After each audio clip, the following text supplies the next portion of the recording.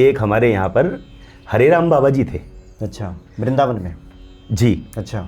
तो उनका नाम हरे राम बाबा इसलिए पड़ा क्योंकि वो हमेशा हरे राम राम राम हरे हरे अच्छा, कीर्तन किया करते थे। हाँ। तो एक समय आने पर उन्होंने 2 अरब इसका नाम जप किया इसी कीर्तन का, हरे राम राम राम हरे हरे, हरे कृष्ण कृष्ण कृष्ण हरे हरे। तो उनका नाम ही पड़ गया हरे राम बाबा। फिर उन्होंने ये कीर्तन करना प्रारंभ कर दिया था, जय सिया राम जय जय हनुमान, संकट मोचन कृपा निधान। तो एक बार की घटना है कि उनको हनुमान जी की सेवा में इत्र की सेवा बड़ी प्यारी लगती थी। वो इत्र से हनुमान जी की सेवा किया करते थे, अर्पित करते थे, इत्र से ही चोला चढ़ाते थे। अच्छा, इत्र ही हनुमान जी को चढ़ाया करते थे और इत्र से ही स्नान कराया करते थे। इत्र की उनके भीतर बड़ी लालसा होती थी कि मैं हनुमान जी को महंगे से महंगा इत्र चढ़ाऊं। तो उनकी सेवा में एक सेठ जी थे। ये मैं आपको धन की बात बता रहा हूं कि हनुमान जी महाराज की यदि कोई सेवा करे तो उसके पास में धन कहां कहां से आ जाता है। वाह। तो अब एक सेठ जी जो मासिक के हिसाब से उनको इत्र दिया करते थे, तो उन्होंने तो 1 महीने का इत्र दिया और महाराज जी खत्म कर देते उसको 10 दिन में ही। अच्छा। तो एक दिन सेठ जी का मूड खराब हो गया और वो आकर के बोले महाराज जी मैं इतना धनवान भी नहीं हूं, आप 1 महीने के इत्र को 10 दिन में ही खर्च कर दोगे तो इतना इत्र कहां से आएगा। अब साधु का तो मन निर्मल होता है। तो महात्मा जी रूठ गए। अच्छा। बोले कि आज से हमें तुम्हारी कोई सेवा नहीं चाहिए, हमारे पास आने की जरूरत नहीं है। और हनुमान जन्मोत्सव आ गया, उसी काल में हनुमान जयंती आ गई। अब शाम को हनुमान जी बड़े महात्मा जी बड़े चिंतातुर बैठे, बोले हे भगवान आज हनुमान जयंती है, मुझे तो इत्र चढ़ाना है, हनुमान जी को चोला चढ़ाना है, इत्र से स्नान कराना है, क्या करूं। आप विश्वास मानना, जैसे ही संध्या काल हुआ, जंगल में महात्मा जी रहा करते थे, एकांत निवास करते थे। उसी समय लगभग 10-12 फीट का एक प्राणी उनके पास में आया। कितने फीट का? 10-12 फीट का। 10-12 फीट का। और ये घटना हमारे दादा गुरुजी ने, जो हमारे मलुकपीठ वाले महाराज जी हैं, उनके जो गुरुजी हैं हमारे दादा गुरुजी भक्तमाली श्री गणेश दास जी महाराज, हमने उनके मुख से सुनी है ये घटना। वो इस घटना के साक्षी हैं, वो उनके साथ में रहते थे।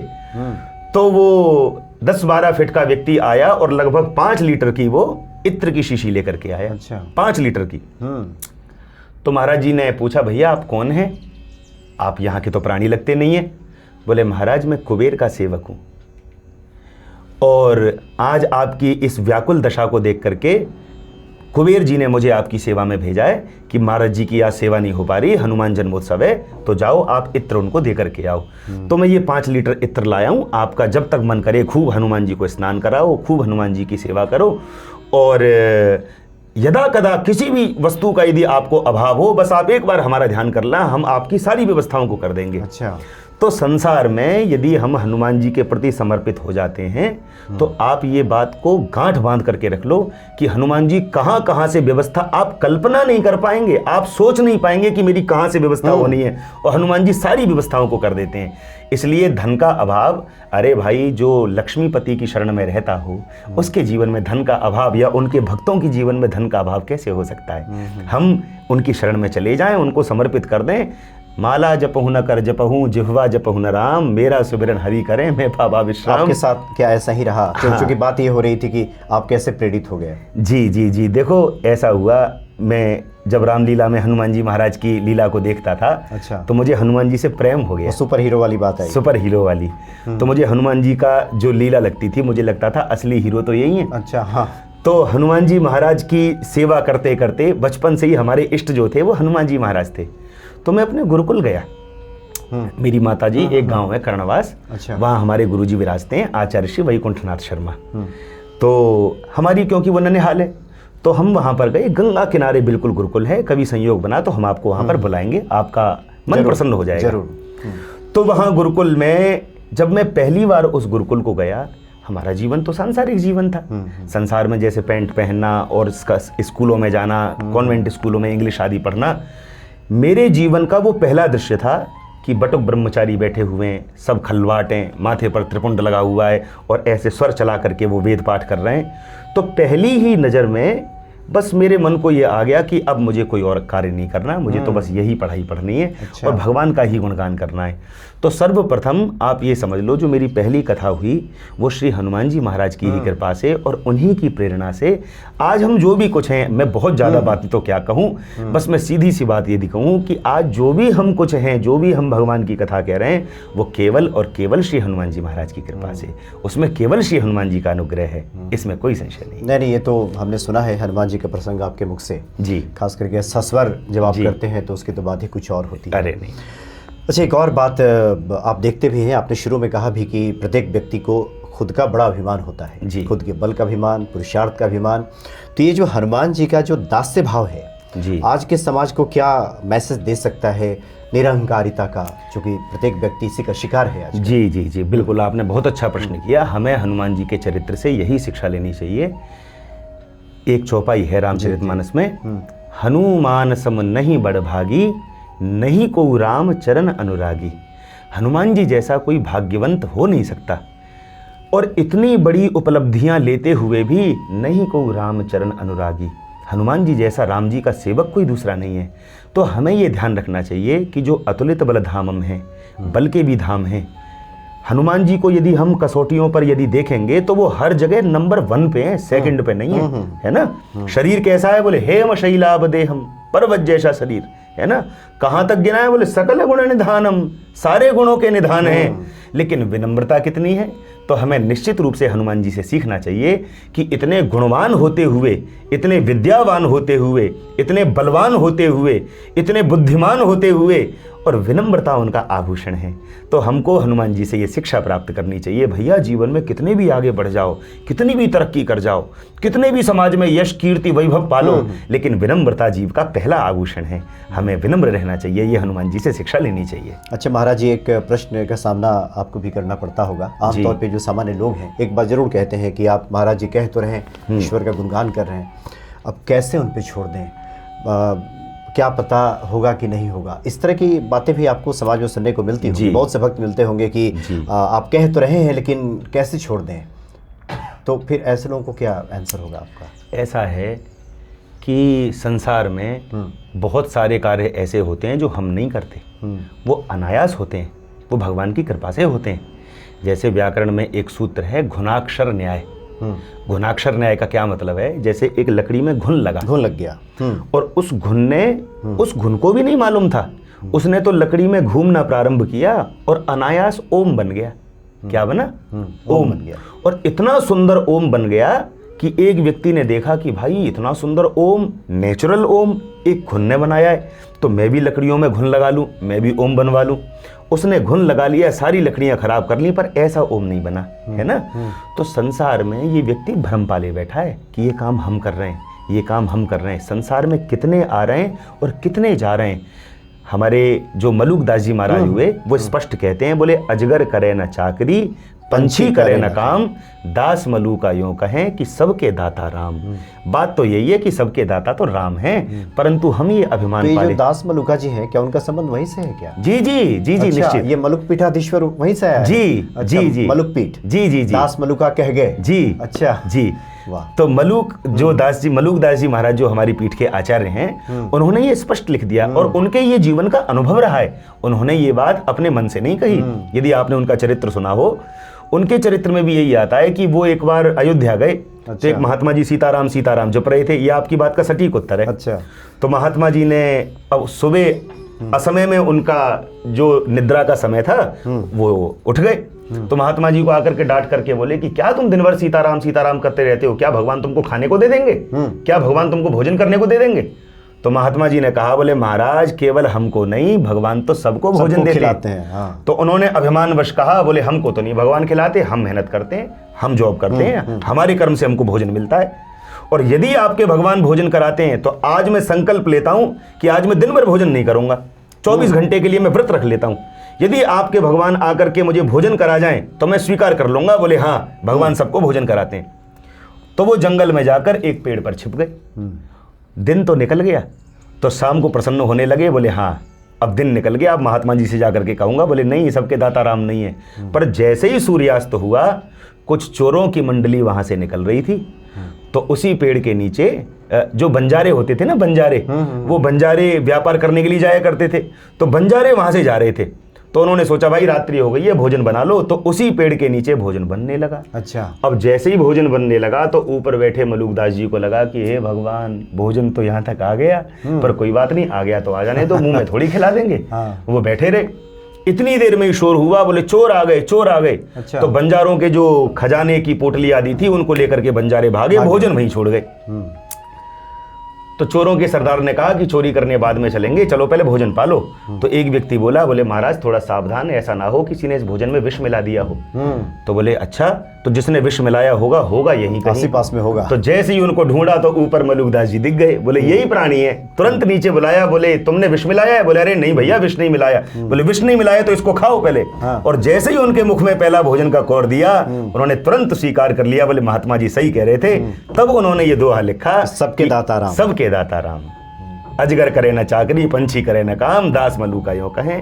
तो ये तो निश्चित है भैया, संसार में व्यक्ति अभिमान पाले बैठा है, ये मैं कर रहा हूँ, लेकिन कर सब भगवान ही रहे। निराभिमानिता के साथ समर्पण व्यक्ति करे तो सब प्राप्त हो जाता है।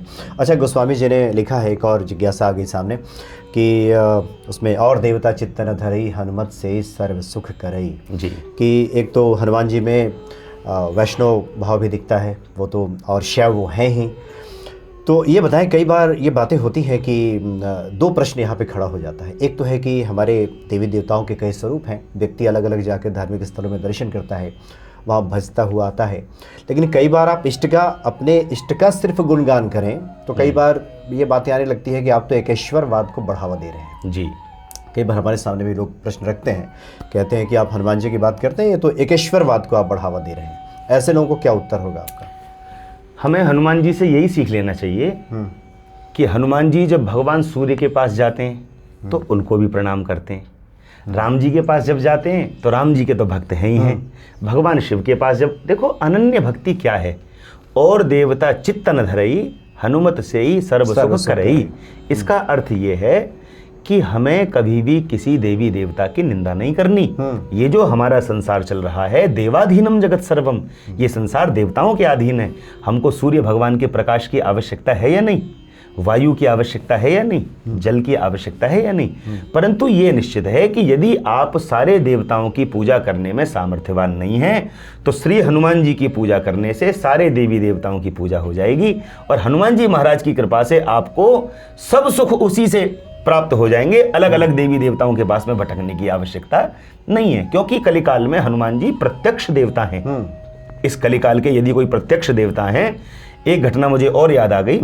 एक हनुमान जी के भक्त थे। अच्छा। वो सालासर बालाजी के भक्त थे। तो ये जो पश्चिम बंगाल क्षेत्र है, नक्सली क्षेत्र, तो वहां पर वो रहते थे और बहुत बड़ा उनका काम था, बहुत बड़े बिजनेसमैन थे। तो एक दिन रात्रि कालीन में वो अपने ऑफिस में बैठे हुए थे। इतनी देर में क्या हुआ कि इतनी देर में जो वहाँ के नक्सली लोग हुआ करते थे उनका आक्रमण हुआ। तो उनका आक्रमण जब हुआ तो जैसे ही वो उनके ऑफिस में आए, तो क्योंकि वो सालासर जी के भक्त थे, अच्छा, तो उन्होंने हृदय से आवाज लगाई, बालाजी। डर गए, बोले बालाजी। तो ऐसा आवेश हुआ उनको कि एक तमाचा वो जो नक्सलियों का सरदार था, जिससे पूरा पश्चिम बंगाल थर थर थर थर कांपता था, तो एक तमाचा ऐसा मारा कि वो केवल कमरे के बाहर नहीं, कमरे के बाहर जो बाउंड्री थी उसके बाहर जाकर के गिरा। तो ये शक्ति उस व्यापारी की नहीं थी, वो सालासर बालाजी ने आकर के तुरंत उनके भीतर प्रवेश किया और हनुमान जी का चांटा पड़ा। तो वो अब आप सोच करके देखिए कि नक्सलियों का कोई सरदार हो, उसको कोई चांटा मार दे तो उसकी क्या गति होगी।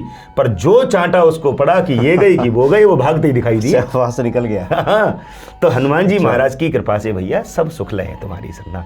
आपने शुरू में एक चौपाई बोली, ये सब सुख लहे तुम्हारी शरणा, तुम रक्षक काहू को डरना। जिसके रक्षक हनुमान जी हों, जिसके दाता हनुमान जी हों, उसको निर्भय होकर के जीना चाहिए।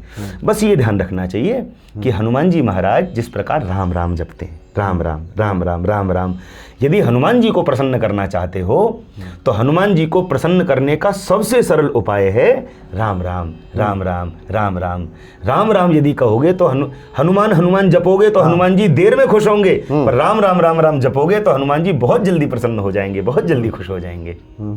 हाँ, देखिए प्रश्न तो काफ़ी हैं, जिज्ञासाएं बहुत ज़्यादा हैं। आपके भी कथा का मुझे लगता है कि समय जी जल्दी हो जाएगा, इसलिए हम चाहते हैं कि एक दो प्रश्न और ले लेते हैं आपके सामने। जी। जो लोग हनुमान जी की आराधना करते हैं क्योंकि जब व्यक्ति के जीवन में भौतिक चीजें बदलती हैं तो दृष्टिगोचर होती हैं। अंदर जो बदल रहा होता है आमतौर पे वो जल्दी दृष्टिगोचर नहीं होता। गोस्वामी जी भी लिखते हैं कि कुमति निवार सुमति के संगी। जो हनुमान जी के भक्त हैं, जो पहला लक्षण दृष्टिगोचर होता है उस भक्त के भीतर जो बदल रहा है उनकी भक्ति के बाद, वो क्या हो सकता है? आपने क्या समझा है, अनुभव किया? देखो, हनुमान जी की भक्ति के बाद में जीवन में भक्ति बढ़ती है। क्या बढ़ती है? भक्ति बढ़ती है। ये जो संसार है, इस संसार में कपड़ा, रोटी और मकान, इसी के चक्कर में व्यक्ति पड़ा हुआ है। सुबह से लेकर शाम तक जो व्यक्ति की दिनचर्या है वो केवल पेट पूजा की ही जुगाड़ में व्यक्ति की बीतती है ना, आजीविका के चक्कर में। लेकिन हनुमान जी की शरण में जाने से सबसे मुख्य बात ये होती है कि उसके भीतर राम भक्ति जगती है, और जिसके भीतर राम भक्ति जग जाती है उसका जीवन सुगंधि से भर जाता है। उसके सारे काम जो कठिन होते हैं वो अत्यंत सरल हो जाते हैं। तो हनुमान जी की शरण में जाने का सबसे जो अच्छा फल मिलता है वो ये मिलता है कि हमारे हृदय के भीतर राम भक्ति जगती है। हनुमान जी जो हैं वो राम भक्ति को देने वाले हैं।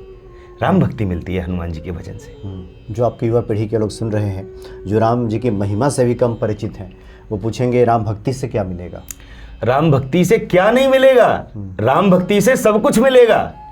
राम भक्ति से आपकी जो इच्छा होगी, आप क्या चाहते हैं संसार में जो राम भक्ति से नहीं मिलेगा।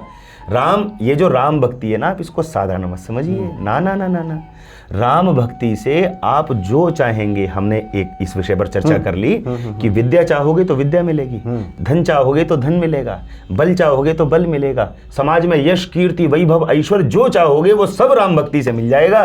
और दूसरी बात, जीवन सुगंधि से भर जाएगा, आपके जीवन का कल्याण हो जाएगा। संसार में मरना तो सबको है ना, संसार में अमर तो कोई नहीं है। तो मुख्य बात है हमारे जीवन का कल्याण होना। ये जो 84 लाख का जो चक्कर चल रहा है, इस चक्कर से यदि मुक्ति पाना चाहते हो तो राम भक्ति से आपकी मुक्ति हो जाएगी। अरे जो इच्छा करे हो मन माही, हरि प्रसाद कछु दुर्लभ नहीं, सब मिल जाता है बिल्कुल राम जी की भक्ति से। अच्छा, एक और बातें, खास करके हम कुछ व्यवहारिक प्रश्न को ले लेते हैं।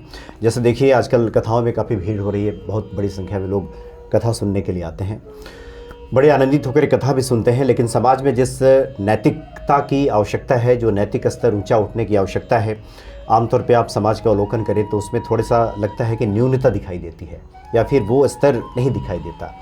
आपको क्या लगता है कि चूक कहाँ रह जा रही है?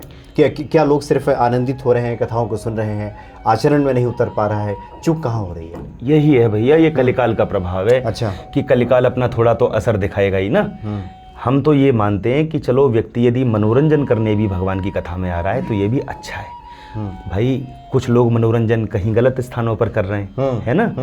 तो यदि कोई व्यक्ति मनोरंजन की दृष्टि से भी भगवान की कथा में आ रहा है तो ये भी अच्छा है, मतलब अच्छी जगह तो आ गया, अच्छी जगह आ रहा है, कोई बात नहीं। और दूसरी बात ये रही कि जीवन में परिवर्तन तो तभी होगा जब हम भगवान की कथा को अपने आचरण में उतारें। कथा के 3 सिद्धांत हैं, श्रवण, मनन और निधिध्यासन।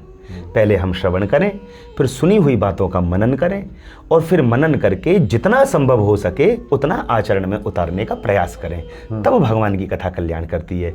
लेकिन चलो मनन नहीं भी हो सके, निधिध्यासन नहीं भी हो सके, देखो धीरे धीरे, हमारे ब्रज में एक कहावत है कि सीखत सीखत सीखेगी और भर भर डलिया पीसेगी।